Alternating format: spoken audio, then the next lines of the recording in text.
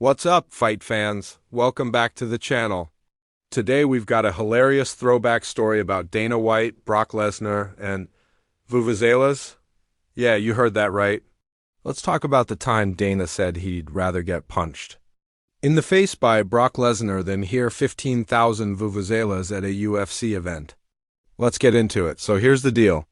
Dana White has always been obsessed with making UFC events the best live experience possible, and that means controlling every detail of the show.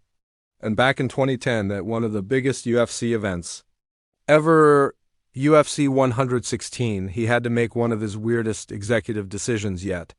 Now, if you remember the 2010 FIFA World Cup in South Africa, you probably remember those loud, monotone horns called vuvuzelas. They were everywhere. They were so loud and annoying that FIFA actually banned them from future tournaments. But what does that have to do with the UFC?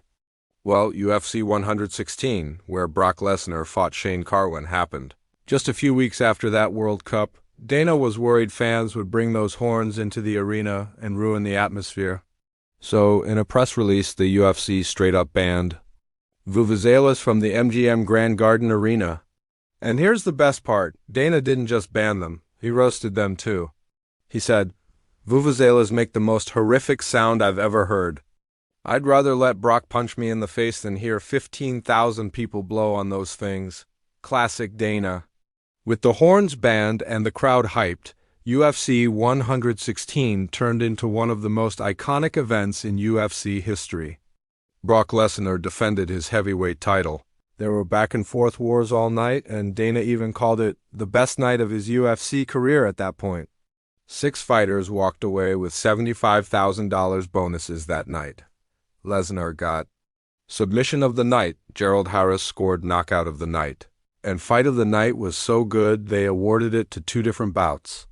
Before Conor McGregor came along and shattered pay-per-view records, UFC 116 was way up there as one of the biggest nights in UFC history, and thankfully, not a single vuvuzela in sight. So what do you think? Would you rather take a punch from Brock Lesnar or sit through a stadium full of vuvuzelas? Let me know in the comments below. If you enjoyed this story, smash that like button, subscribe for more fight content, and ring the bell so you never miss an upload. Thanks for hanging out, and I'll catch you in the next one.